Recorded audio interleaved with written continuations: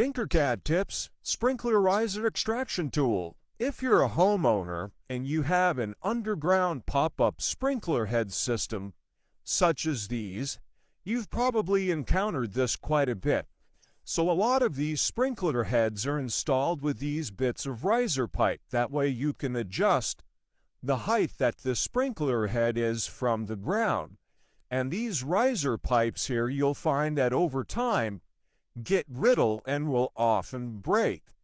And what I've found is that once these are threaded in here, and if they happen to break off down here, it's very difficult to get that thread out of there. So to that end, I designed this little tool here. It's just made out of some stock steel.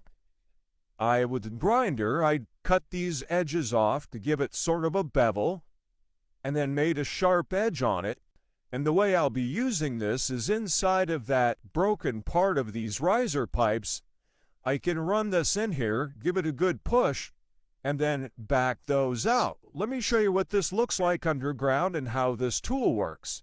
Then later on, what I'm going to do is I'm going to be making a handle for this in TinkerCAD to make this a little bit larger, put some knurls on it, and we'll get into that as well. Okay, so here's this pop-up sprinkler head that I have in my yard. I've dug it up with a spade. And you can see here that this is loose. So down under there, that riser pipe has been broken. If I go ahead and try to turn this out, more often than not, these will break off. Let's get that off of there. And if I try to turn it out, well, I might get lucky with this one. Oh, that was just an extension.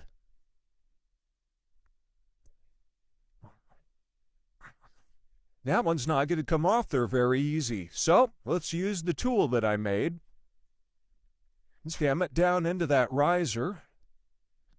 Let's see if I can turn this.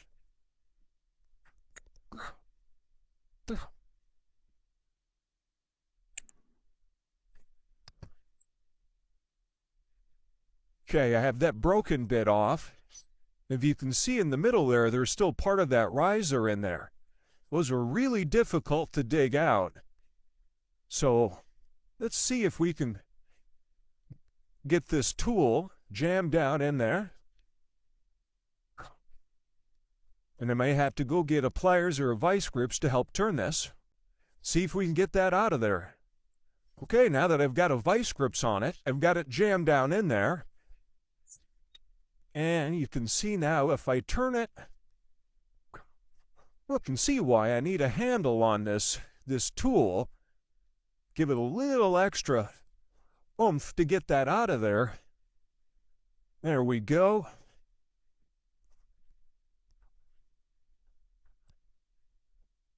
Coming right out. Just going to push down on it a bit while I'm turning.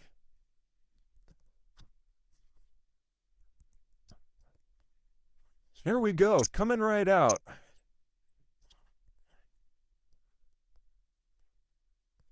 There we go. Got that right off of there. So there's all of my pieces there. Let's go make a new riser pipe and reinstall this. First, I'm going to run the sprinkler for a moment, flush out any dirt that's in there before I put this back together. All right, we're all set here. Got a fresh pop-up sprinkler head, got the new riser pipe on it. Ran some water through here to flush this out. I'm going to go ahead and seat that down in there. Give it a few turns to make sure it's nice and snug.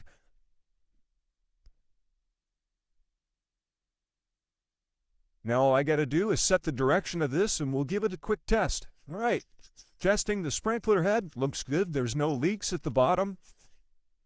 Everything appears to be working.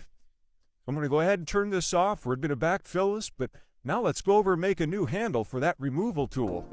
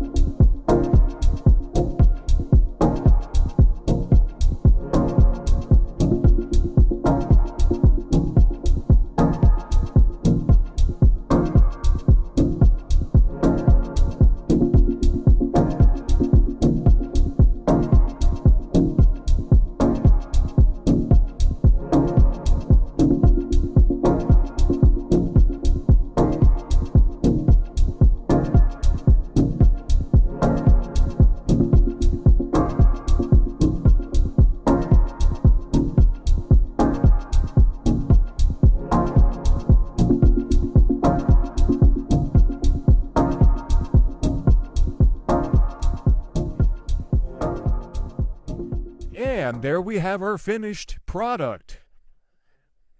Handle printed. Came out looking really nice. There's the raft part of it. Came out really nice. The slot up here. Let's see if our removal tool fits in there. If I measured everything right, drops right in. So I'm going to go ahead and put some E6000 in here, squeeze a bunch into here and a little bit on the tang of this tool, and push that in there and let it cure up. And this will be ready for me to use the next time I have to change another sprinkler head and I have some of that standoff caught in the pipes there. So this will come in really handy.